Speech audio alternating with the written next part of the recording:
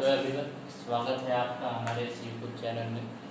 तो आज का जो हमारा चैप्टर है वो है चैप्टर 1 क्लास 11 से मोल कंसेप्ट। बहुत ही बेसिक सा है चैप्टर, यह बहुत ही आसान है। इसमें दो तरीके की चीज़ें आपको पढ़ने की मिलेगी। सबसे पहले मोल होता क्या है, दूसरे चीज़ें अगर आप मोल्स निकालना सीख लिए तो उस मोल्स का एप्लीकेशन आप कैसे कर सकते हैं मोलरिटी निकालने के लिए, नॉर्मेलिटी, फॉर्मेलिटी और भी बहुत सारी चीज़ें आपको आगे सीखने को मिलेगी। तो पहला जो अपना चैप्टर है वो है मोल्स। तो सबसे पहले हम अगर मोल्स को अगर मैं डिफाइन करूँ तो क्या है, it is a counting unit. ये क्या है, एक काउंटिंग यूनिट है। हिंदी में क्या बोलेंगे, यह एक संख्या है। मोल्स क्या होता है, बेसिक एक संख्या होता है। जैसे कि हम लोग बोलते हैं 1 दर्जन, तो हमें पता चल जाता है कि भाई 1 दर्जन है तो 12 केले होंगे, 2 दर्जन तो 24 केले होंगे, है ना। इस प्रकार मोल्स क्या है, काउंटिंग यूनिट्स है ना। जिसको मैं अगर मैं इसको आगे और डिफाइन करूं, अगर मैं कोई मेरे से बोले कि भैया 1 मोल्स को अगर आप डिफाइन करना हो कैसे करोगे, तो पहला तो ये हुआ it is just a counting unit, है ना, विच कंटेन्स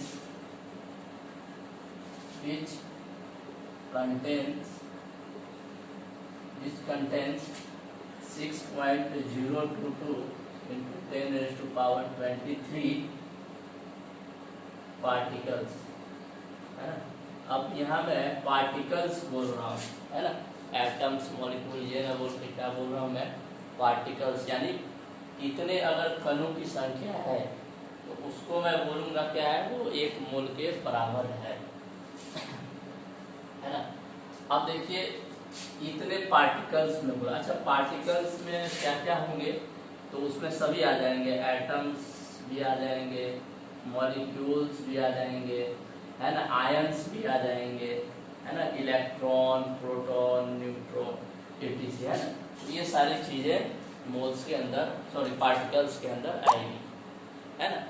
तो अब मैं आगे इसको डिफाइन कर रहा हूँ, एक सेकंड। अब मैं आगे और इसको डिफाइन कर रहा हूँ, है ना। तो जैसे कि अगर मुझे मोल्स ये हो गया, है ना, अगर मैं बोलूँ कि भैया मेरे पास, अच्छा ये जो नंबर है इस नंबर को मैं क्या बोलता हूँ, एवोगाड्रो नंबर। क्या बोलता हूँ, एवोगाड्रो नंबर, और जो किसके बराबर होता है, Na के बराबर होता है। इसको हम सिंबॉलिक रूप से इतने नंबर को हम किससे सिंबॉलिक रूप में क्या देते हैं, Na के। जैसे मैं हाइड्रोजन अगर बोल रहा हूँ तो उसको किससे सिंबल देते हैं, H से। तो अगर मुझे इतने पार्टिकल्स को अगर मुझे डिनोट करना हो तो मैं Na से डिनोट करूँगा, है ना। अच्छा चलिए, अब मैं आगे इसका कुछ फॉर्मूला डराइव कर रहा हूँ जो कि आपको आगे बहुत ज़्यादा यूज होगा। जैसे कि अगर मैं बोलूँ 1 दर्जन, है ना, ध्यान से देखिएगा, 1 दर्जन, है ना, कितने के बराबर होता है, तो 12 यूनिट के बराबर होता है। 2 दर्जन कितने के बराबर होगा, 24 यूनिट के बराबर, है ना। तो इसीलिए यहाँ से अगर मैं बोलूँ 1 मोल, मैं क्या बोल रहा हूँ, 1 मोल कोई सा भी पार्टिकल है। जैसे मान लो अपने पास हाइड्रोजन है, 1 मोल हाइड्रोजन का एटम्स है अपने पास, है ना। 1 मोल अगर हाइड्रोजन का एटम है, अगर 1 मोल हाइड्रोजन है तो उसमें कितने एटम्स होंगे, तो उसमें एटम्स होंगे 6.022 into 10⁻23 एटम्स। अगर मेरे पास 1 मोल हाइड्रोजन है तो उसमें हाइड्रोजन के कितने एटम्स होंगे, तो इतने एटम्स होंगे। या फिर इसी को मैं सिंबॉलिक रूप से क्या बोलूँगा, Na। क्या बोलूँगा, Na। तो अगर मैं बात करूँ आगे, 2 मोल हाइड्रोजन है तो कितने के बराबर होगा, तो मैं लिख सकता हूँ 2 into 6.022 into 10⁻23 atoms of hydrogen, है ना। तो इसी प्रकार अगर मैं बात करूँ N मोल हाइड्रोजन की, किसकी बात कर रहा हूँ मैं, N मोल हाइड्रोजन की, तो मेरे पास कितना होगा, N into 6.022 इंटू 10⁻23। बात आ रही समझ में? इतना तक सबको चलूंगा है ना। अब अगर मैं इसको आगे और डिफाइन करूं, देखिए n मोल में इतने एटम्स होंगे, हाइड्रोजन के इतने एटम्स होंगे, n इंटू 6.022 इंटू 10⁻23। अगर मैं बात करूं एक बार फिर से ऊपर, एक दर्जन में कितना है? 12 यूनिट है। 2 दर्जन में कितना है? 24 यूनिट है। मतलब कि 2 दर्जन में अगर मैं बोलूं 2 दर्जन केले अपने पास, तो कितना केला है? 24 केला है। यानी ये क्या हो गया? कुल केला हो गया, टोटल कुल केलों की संख्या हो गया, यानी टोटल अपने पास कितने बनाना है। तो अगर मैं बोलूं n मोल है, तो n इंटू दिस नंबर को मैं क्या बोल सकता हूं? Total number of atoms. क्या बोल सकता हूं? Total number of atoms. बात आ रही समझ में? n इंटू 6.022 इंटू 23, इसको मैं क्या बोलूंगा? टोटल नंबर ऑफ एटम्स, है ना। अब थोड़ा और आगे आइए,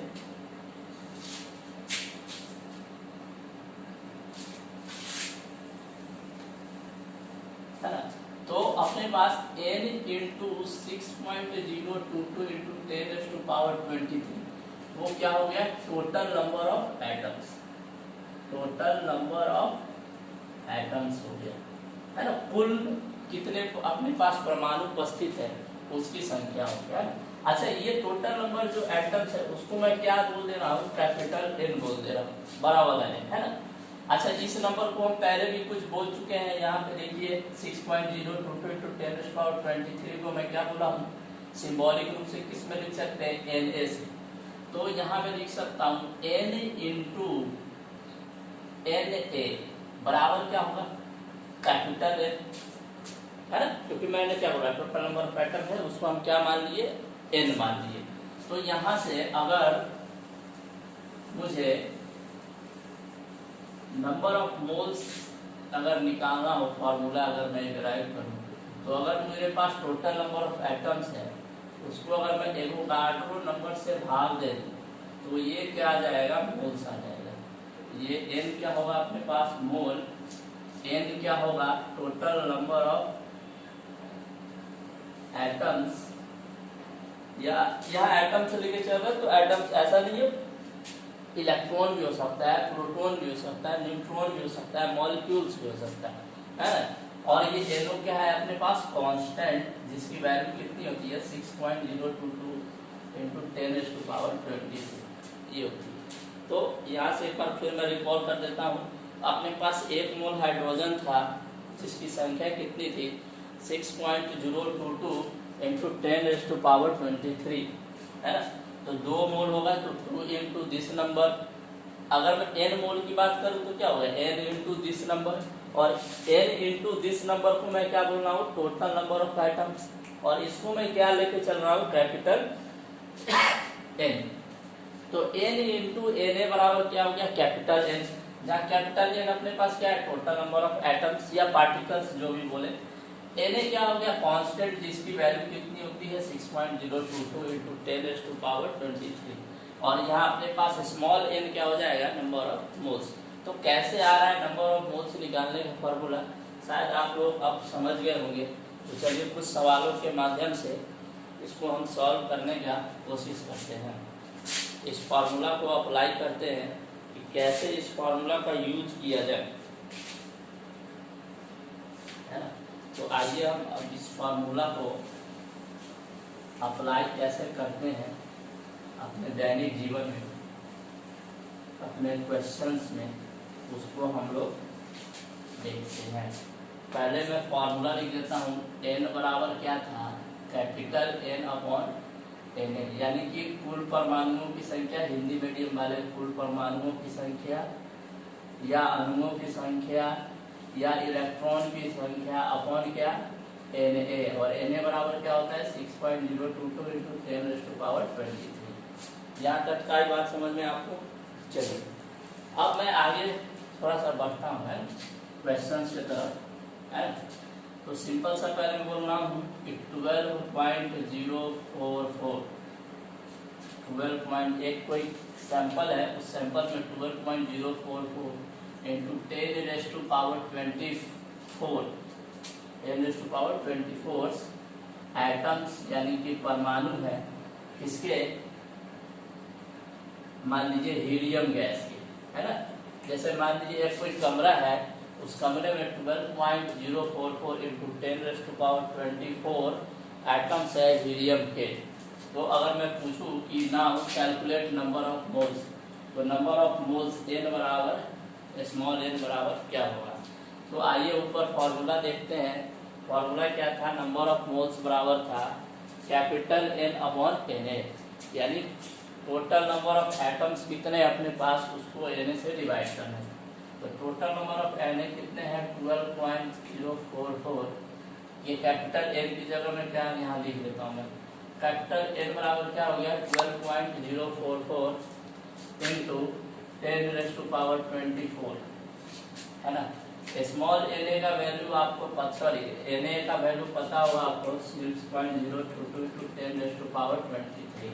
तो नंबर ऑफ मोल्स n बराबर, ये नंबर ऑफ मोल्स अगर मुझे इसका निकालना है तो कैपिटल N की जगह मैं इसको पुट करूँगा 12.044 इंटू 10⁻24 डिवाइडेड बाई 6.022 इंटू 10⁻23। ये शायद 2 बार कट जाएगा, आप मैथमेटिक्स अच्छे जानते होंगे। और ये 10 का पावर 23 है, ये ऊपर जाएगा तो 10 का पावर 1 बच जाएगा, है ना। तो 2 इंटू 10 बराबर कितना हो जाएंगे 20। तो कमरे में उपस्थित हीलियम गैस के मोलों की संख्या क्या हो गई 20 मोल्स। ये 20 मोल आ गया अपना हीलियम गैस।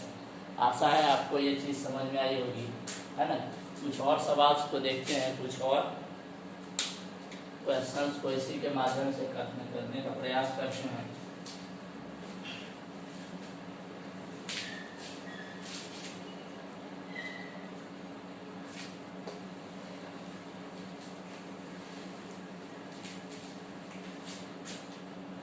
चलिए अब अगला जो इसमें क्वेश्चंस करना है, जैसे नीट किस तरीके से क्वेश्चन पूछते हैं उसके बेसिस पे अगर हम क्वेश्चंस कर रहे हैं, नीट के बेसिस पे नीट किस तरीके से क्वेश्चन पूछता है ना। तो दे रहा हूँ मैं 3.011 इंटू 10⁻21 आयंस ऑफ H+, यानी एक कोई कंटेनर है उसमें H+ आयन कितना भरा हुआ है 3.011 into 10⁻21। Option A. Option B 18.066 into 10⁻24 molecules of CO, है ना। एक कोई कमरा है जिसमें कार्बन डाइऑक्साइड गैस भरा हुआ है, उसमें कितना कार्बन डाइऑक्साइड का मॉलिक्यूल है इतना। Option C 6.022 into 10⁻23 atoms of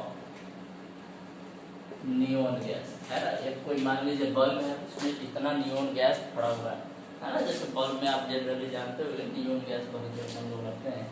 और ऑप्शन डी है 12.044 इंटू 10⁻23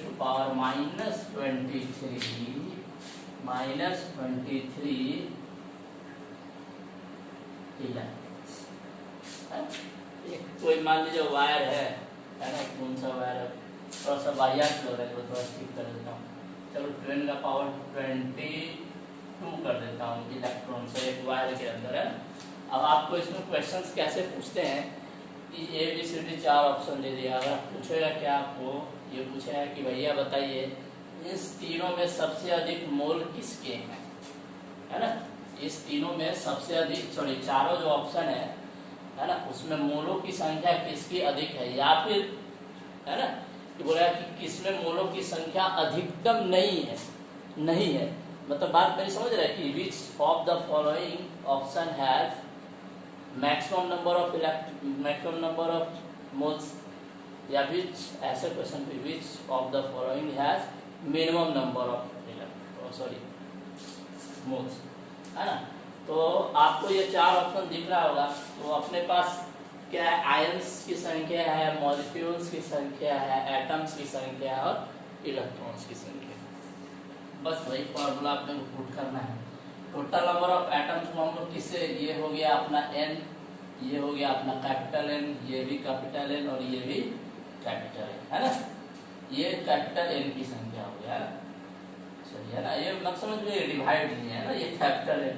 तो बहुत सारे लोग समझ लेंगे कि भाई क्या है, ये कैपिटल N है ना, ये कैपिटल N है। तो आइए इसको सॉल्व करते हैं। तो कैपिटल N की संख्या कितनी है, 3.011 इंटू 10 का पावर 21, डिवाइड किससे करना है, 6.022 इंटू 10 रेज़ टू पावर 23 से। n से आप लोग इसको डिवाइड करेंगे तो ये शायद 1/2 टाइम्स कटेगा ये, तो 1/2 इंटू ये 23 है ऊपर जाएगा तो 10 का पावर -2 यानी 0.5 इंटू 10 का पावर -2। इसको और सॉल्व करेंगे तो 5 इंटू 10 का पावर -3 हो जाएगा। मतलब पहले ऑप्शन में अपने पास मोल्स कितने हैं, 5 है ना, 5 इंटू 10 का पावर -3। दूसरे वाले को अगर सॉल्व करेंगे, इसको अगर सॉल्व करेंगे 18.066 इंटू 10 का पावर 24 डिवाइडेड बाय 6.022 इंटू 10 का पावर 23, तो ये लगभग 3 बार कट जाएगा और ये 10, तो ये इसमें कितने आ गए भैया आपने 30। तो ऑप्शन बी में मोल्स की संख्या कितनी हो गई, 30। ऑप्शन सी की बात करें तो ऑप्शन सी में क्या होगा कि बस ये तो n से डिवाइड कर देंगे इसको 23, तो ये लगभग 1 मोल आ जाएगा, है ना। इतना पता होगा 1 मोल होगा। इसको अगर मैं डिवाइड करूँ 12.044 इंटू 10 का पावर 22 डिवाइडेड बाई 6.022 इंटू 10 का पावर 23, तो ये लगभग 2 बार कटेगा और 23 और ये 22, तो 2 इंटू 10 का पावर -1 यानी कि 0.2। अब देखिए इसमें 5 इंटू 10 का पावर -3 है, मतलब 0.005 है। इसमें 30 मोल है, ऑप्शन बी में 30 मोल है और ऑप्शन सी में 1 मोल है और ऑप्शन डी में 0.2 मोल है। तो ऑब्वियसली अगर मैं बात करूं अधिकतम मोलों की संख्या किसके पास है, तो ऑप्शन बी अपना सही होगा, है ना। और अगर मैं बात करूं मिनिमम नंबर ऑफ मोलों की संख्या किसके पास है, सोचिए जरा।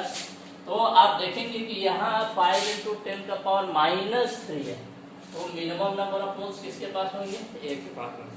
तो इस तरीके से नीट वाले जो है ना, नीट और जेईई वाले भी कभी कभार खुश होकर ऐसा क्वेश्चन डाल देते हैं। हालांकि आप उम्मीद कम रखिए कि जेईई वाले इस तरीके का आसान क्वेश्चन पूछेंगे, है ना। तो नीट में पूछ सकते हैं, नीट वगैरह में एम्स वगैरह में पूछ लेंगे, है ना, तो कुछ भी पूछ लेते हैं, है ना। तो ये एक बेसिक छोटा सा कॉन्सेप्ट था मोल्स के बारे में, आशा है आपको ये समझ में आई हो, है ना। तो ये तो एक पार्ट हुआ, सॉरी एक पार्ट का 50% होगा। अब तो इसमें आपको पता है, पहले से ही पता है, एटम्स मॉलिक्यूल वगैरह ये सब है आपके पास अवेलेबल है ना। अब जो दूसरा मोल्स निकालने का हम लोग फॉर्मूला सीखेंगे वो थोड़ा सा इससे हटके है, पर लेकिन पैटर्न वही रहेगा।